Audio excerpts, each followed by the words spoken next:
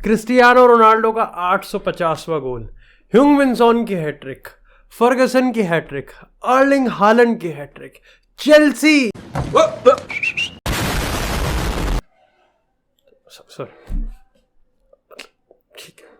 Real Madrid का comeback. मतलब एक ही मैच डे में यहाँ पर इतना कुछ हो चुका है, यही इन सारे मैचेस का, क्योंकि मेरे को लगता है कि यार ये मैच डे इतना स्पेशल था, ये मैच डे इतना एंटरटेनिंग था, और ये सिर्फ पहला ही मैच डे था। आज और भी ज्यादा खूबसूरत मैचेस हमको देखने वाले हैं, लेकिन सबसे पहले बात करते हैं रियल मैड्रिड वर्सेस गेटाफे की।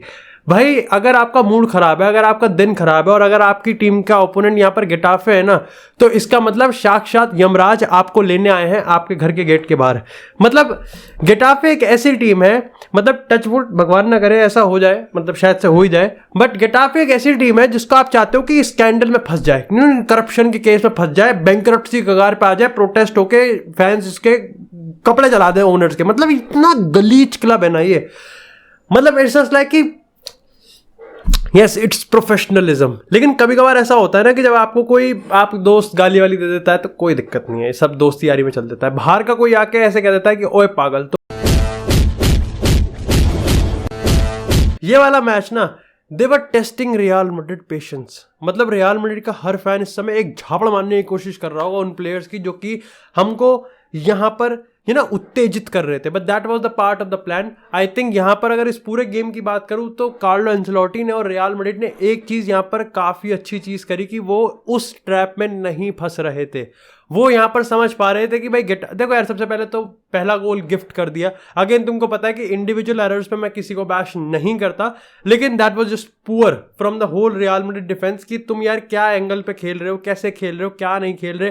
कैपा की मैं बात करूं, एक दो अच्छे सेव थे, लेकिन उसके अलावा भाई कैपा भी स्लॉपी था। उसकी डिस्ट्रीब्यूशन की बात करें दैट वाज स्लॉपी, और अगर मैं उसकी बॉल हैंडलिंग की बात करूं, नीचे वाले नहीं, अगर मैं फुटबॉल की हैंडलिंग की बात करूं क्रॉसेस पे, वो भी थोड़े से क्वेश्चनेबल आ जाते हैं।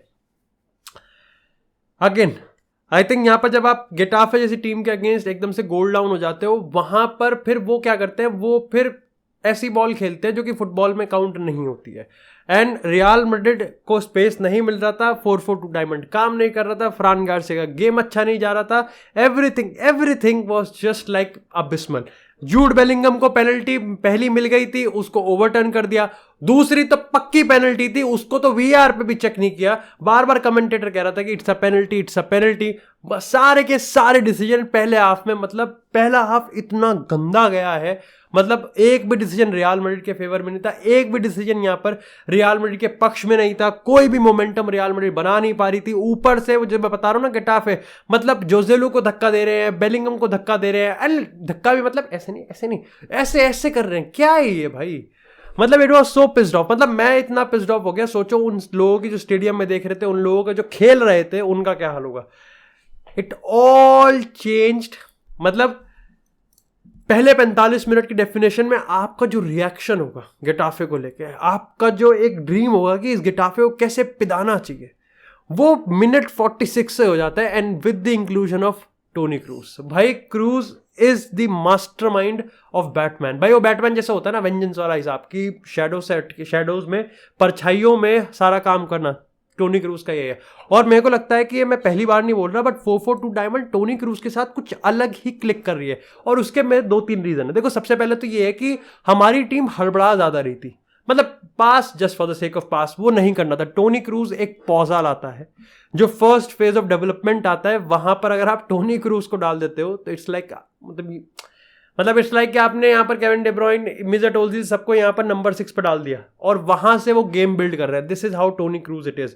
7 चांसेस क्रिएट करें अपने दम पे, 96% पास कंप्लीशन करा है, मतलब लिटरली गेटाफे को पिदा दिया उनके ही हाफ में। जिस 45 मिनट गेटाफे यहां पर ऐसा लग रहा था कि ये 15 लोगों के साथ खेल रहे हैं, अब ऐसा लग रहा था कि शायद से 4 के साथ ही खेल रहे हैं, क्योंकि बंदों को इनको कम ही पड़ गए थे।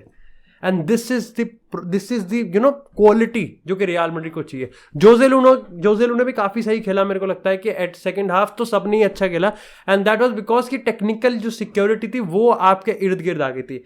And the man of the moment Jude Bellingham का वो जो गोल था, मे बी टैप इन था, मे बी लकी था, maybe just fox in the box वाला था, but this is what you want. भाई अगर उस पूरे मैच में से कोई सबसे ज्यादा डिजर्व करता था तो वो या तो जूड बेलिंगम था या टोनी क्रूज था. This is how Jude Bellingham is. ऐसा लगता है जूड बेलिंगम को देख के कि ये खेल नहीं रहा है, सिर्फ ये एंजॉय कर रहा है इस चीज को. ये यहाँ आकर रियलाइज नहीं कर रहा है कि ये रियल मैड्रिड कितनी बड़ी चीज है, या फिर रियल मैड्रिड को जीना एक अपने आप में एक तरीका है. इसको पहले से ही पता था और ये को इसकी जरूरत थी. ऐसा लग रहा था कि जब डॉर्टमुंड में था तो ये पहले से ही समझ चुका था कि रियल मैड्रिड एक जीने का तरीका है और मेरे को वहां जाके खेलना है. And this is how he is responding week in week out. भाई week in week out. Proud of this man. लेकिन भाई 3 पॉइंट्स यहां पर आगे हैं. परफेक्ट यहां पर हमारा आ रहा है. कमबैक है एंड ऑफ कोर्स गिटाफे को वो मिला एट द एंड, और कितना बढ़िया तरीके से मेरा इंजरी टाइम में गोल स्कोर करके. खैर इसी के साथ यार बात करते हैं अब थोड़ी सी मैनचेस्टर सिटी वर्सेस फुलम की. देखो आपके रिगार्डिंग आपके अगेंस्ट एक वीआर का रूल जाता है, इट्स वेरी पैथेटिक. लेकिन आपके अगेंस्ट चारों ही मैच डेज पे अगर एक वीआर का रूल आपके अगेंस्ट जाता है तो that is like kind of like irritating और थोड़ा सा अनजस्टिस है ना. आई थिंक कल की अगर हम गेम की बात करें, पहला हाफ मैनचेस्टर सिटी अपने बेस्ट पे नहीं थी बिल्कुल भी. काफ़ी स्लॉपी थी, काफ़ी डिसोरिएंटेड सी लग रही थी. मतलब अगेन जो ड्रिल्ड होती है, फुलम भी ऐसा नहीं, सच फुलम ने भी यहाँ पर कोई अपने आप को इम्पोज नहीं किया था. लेकिन तुमको पता है कि जिस मैनचेस्टर सिटी में आपके पास जूलियन अल्वारेस, फिल फोर्डन और अर्लिंग हालैंड जैसे प्लेयर्स हैं, आपको चुटकी हो जाती है, आप गेम पलट सकते हो और ऐसा ही होता है.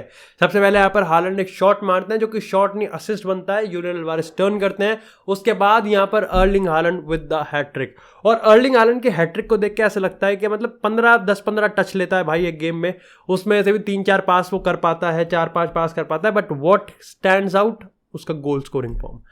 मतलब उसको बस एक एम्पल ऑफ स्पेस चाहिए, एक ऐसा स्पेस चाहिए जहां पर बाकी के स्ट्राइकर्स शायद से 10 में से 5 या 4 गोल कन्वर्ट करेंगे, ये बंदा 9 गोल कन्वर्ट करके आपको देगा. This is his strategy, this is his statistic, this is his appeasement. मतलब इतना ज्यादा अच्छा ऑरा है इस बंदे का, that is like absolutely amazing. Phil Foden की बात करें, बेहतरीन गेम यहां पर गया है. ओवरऑल मेरे को लगता है कि यहां पर अगेन वीआर वाले जो कॉल की बात करें, अगर वीआर का रूल है कि उनके हिसाब से यहां पर अगर अकांजी वहां पे ना भी होता तो जो बॉल थी वो गोल में ही जा रही थी, इसलिए हम कह नहीं सकते कि उसने उसको इंटरप्ट किया है. अब बॉल की डायरेक्शन को कोई हिला नहीं रहा है, लेकिन गोलकीपर के डिसीजन को तो अकांजी हटा रहा है ना.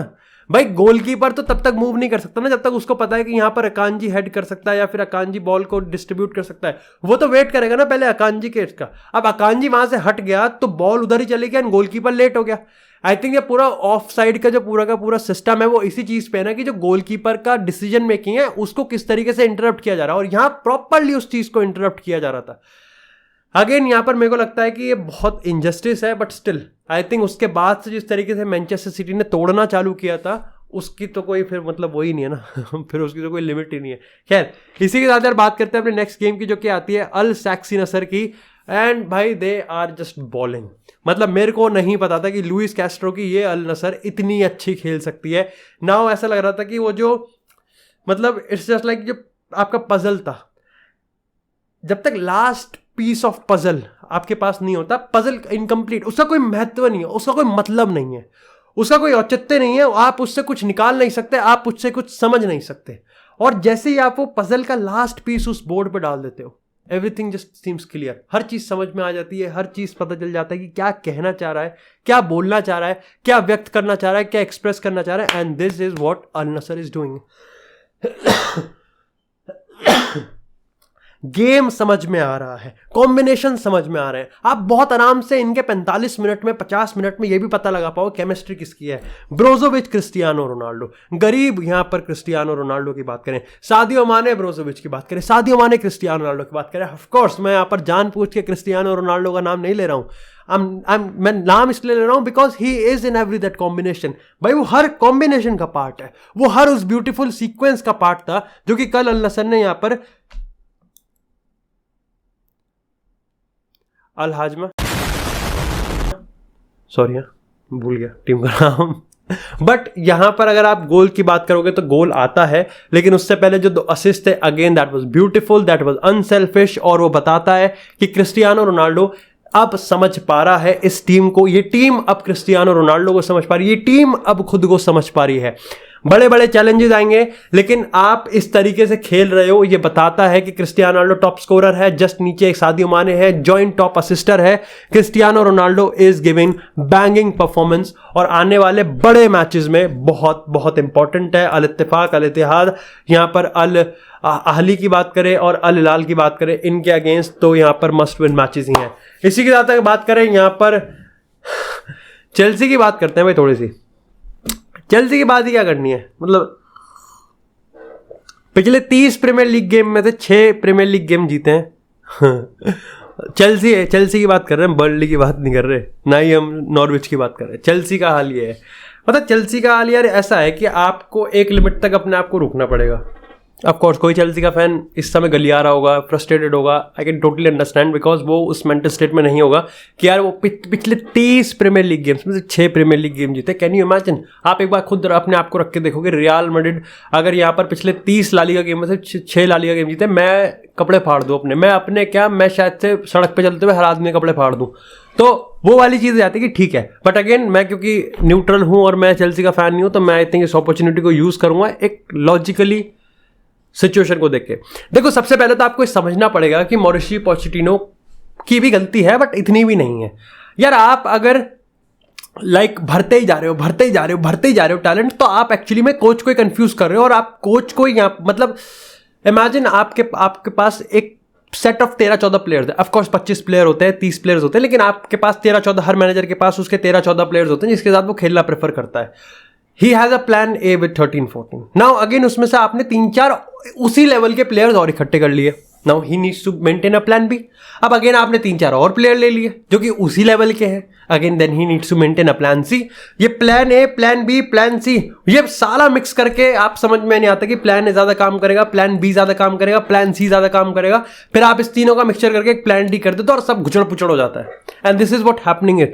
आप मादुएको को डाल दो यहाँ पर, आप मुद्रिक को डाल दो, कोल पाल्मर को डाल दो, स्टर्लिंग पे सब चीज छोड़ दो। निकोला जैक्सन की हम बात करें, काइसिडो के अगर एरर की बात करें जिसकी वजह से वो गोल चला जाता है, बट उसके अलावा काइसिडो का जो गेम था एब्सोल्युटली ब्रिलियंट। एंजो फर्नांडिस जो खेल रहा है एब्सोल्युटली ब्रिलियंट। स्टर्लिंग अपने तरीके से हर चीज कर पा रहा है, लेकिन स्टिल वही चीज है ना कि आप just pass to Sterling and he will do whatever he wants, वो नहीं कर सकते ना आप। उससे गेम नहीं बनेगा। दूसरी चीज, आई थिंक पोचेटिनो को हैज टू बी रूथलेस। वो खुश नहीं करना भाई तेरे को, सारे प्लेयर्स को। You need to have a clear identity, you need to have a stable, आपको शिप को संभालना है। यस, चेल्सी में इंजरीज है, यस चेल्सी में बहुत गंदी रिक्रूटमेंट्स हो रही हैं, यस चेल्सी में बहुत एग्रेसिव रिक्रूटमेंट हो रही है, बट आपको संभालना पड़ेगा। आई एम स्टिल सेइंग कि कोई और एलीट मैनेजर अगर आएगा, कोई और, पहले बात तो नहीं आएगा, बट अगर बाय चांस आ गया तो वो विद इन 3-4 मंथ्स में यहां पर संभाल जाएगा। Yes, again I am saying 3-4 months, that means कि पोचेटिनो को भी देने पड़ेंगे। प्रॉब्लम यहां पर यह आ जाती है कि क्या एक बार फिर से चेल्सी का फैन बेस अपने आप को सेक्रीफाइस करने के लिए तैयार है? पहला सीजन आपने इस चीज के लिए सेक्रीफाइस कर दिया कि अगले सीजन हमने रिक्रूटमेंट करनी है, अगले सीजन हम एक नई फैमिली बिल्ड करेंगे, अगले सीजन एक नए ऑरा के साथ एक नई पिक्चर को हम यहां पर पब्लिक के सामने रखेंगे। क्या चेल्सी का फैन बेस इस सेक्रीफाइस के लिए एक बार और तैयार है कि अगर इस सीजन खराब भी चले जाए तो हम मॉरिशियो पोचेटिनो को देने के लिए तैयार है एक और नया सीजन? क्योंकि इस सीजन तो सिर्फ हमने रिक्रूटमेंट करी ही है, अभी फैमिली बनने में तो टाइम लगेगा ना। क्योंकि ये बात तो सच है कि कोहेशन नहीं है, सिनर्जी नहीं है इस चेल्सी की टीम में। निकोला जैक्सन के मैं अगर यहां पर उस मिस की बात करूं, लुकाकू मिस, टीमो वर्नर मिस, ऐसे, और दोनों ही चेल्सी के प्लेयर थे लोल। तो यहां पर वही वाली चीज आती है ना कि अगर आप नॉटिंघम फॉरेस्ट की बात करोगे, उन्होंने डिफेंस में मतलब कैरेक्टर डाला है उनके। आप डिफेंसिव टैकल्स की बात करोगे, एब्सोल्युटली अमेजिंग। खैर, इसी के साथ बाकी के अगर 2 गेम्स की हम बात करें तो आता है भाई टॉटनहम वर्सेस बर्नली और आता है ब्राइटन वर्सेस न्यूकासल। मैंने यहाँ पर ज़्यादा पूरा मैच तो नहीं देखा है। देखो, ब्राइटन वाला न्यूकासल वाला मैंने फिर भी देख लिया था, लास्ट के आधा घंटा देख लिया था, और टॉटनहम वाला तो मैंने ज़्यादा नहीं देखा है। लेकिन जो चीज़ समझ में आ रही है कि भाई चोदलेपोग्लू बढ़िया गेम खिला रहा है, जेम्स मैडिसन का जो गोल थ्रेट है वो डायरेक्ट है, Heungmin Son at centre forward आपको ज़्यादा चीज़ देगा। बट डज इट मीन्स कि यहाँ पर रिचार्लिसन का गेम टाइम कम होने वाला है? वो देखना पड़ेगा। रिचार्लिसन को फिर कैसे काम किया जाएगा ये देखना पड़ेगा। पूरी टीम यहाँ पर एक वेल ड्रिल्ड मशीन की तरह। और मैं सही बताऊँ तो इस समय प्रीमियर लीग में Tottenham one of the best and most interesting game play के साथ हमको आ रही है हर वीक। साथ ही अगर हम बात करें यहाँ पर ब्राइटन की, अगर हम बात करें यहाँ पर न्यूकासल यूनाइटेड की, तो क्या हम यहाँ पर कह सकते हैं कि न्यूकासल यूनाइटेड का वो जो सरप्राइज पैकेज था वो खत्म हो गया, क्या हनीमून पीरियड खत्म हो गया। देखो कायदे से ये चीज़ होती है कि सेकंड सीजन सिंड्रोम हमेशा होता ही है, चाहे आप लीड्स यूनाइटेड का देख लो, चाहे आप वेस्ट हैम का देख लो। खैर वेस्ट हैम इस बार भी अच्छा कर रही है, लेकिन हमेशा होता ही है कि सामने वाली टीम सब भांप लेती है कि न्यूकासल यूनाइटेड किस तरीके से खेल रही है। लेकिन मेरे को एक चीज़ लगता है कि यहाँ पर हमको ये भी मेक श्योर करना पड़ेगा कि न्यूकासल यूनाइटेड के गेम्स बहुत टफ आ रहे हैं भाई, like they are legit tough. आप देखो लिवरपूल है, सिटी आ गई फिर, और उसके बाद अब ब्राइटन है, और ये कोई लुल्ली पुल्ली टीम नहीं है ब्राइटन का जिस तरीके से गेम स्टाइल रहता है, जिस तरीके से वो खेलते हैं, लाइक हेड ऑन वो आपको देखते हैं। अगर आप यहाँ पर मैनचेस्टर सिटी भी है, ब्राइटन फिर भी मुंह पे आके यही कहेगी कि तुझे देख लेंगे 90 मिनट्स में, and this still like it's like कि मैनचेस्टर सिटी ट्रेबल जीत रही है, ट्रेबल जीत के ब्राइटन के सामने आ रही है, ब्राइटन फिर भी कह रही है कि मुंह देंगे तेरे पे। It's like the attitude they have, and the attitude they have is because कि उनका गेम स्टाइल इतना ज़्यादा प्योर है। अगर हम यहाँ पर उनके play out from the back की बात करें, अमेजिंग। फर्गसन की बात करें, हैट्रिक मारी है भाई ने। और अगर आप उसके मतलब इट्स लाइक कि आप अपने लिए स्पेस क्रिएट कर रहे हो, वहां से आप गोल मार रहे हो। Play out from the back में आप बेट कर रहे हो कि सामने वाली टीम आपको प्रेस कर रहे हो। तुमको पता है कि न्यूकासल यूनाइटेड का यहाँ पर एक ऑरा रहता है कि वो हाई प्रेस करे, उनकी एक टेंडेंसी रहती है कि वो हाई प्रेस करे, और वहीं पर ही वो उस बेट में फंस जाते हैं। और वहां से जो पूरी यहाँ पर ब्राइटन की टेक्निकल क्वालिटीज हैं, जहां पर वो प्रेस रेजिस्टेंट होके प्रेस को बाईपास करके यहां पर क्लियर कट पास निकालते हैं, वहां से गेम सबसे बढ़िया बनता है।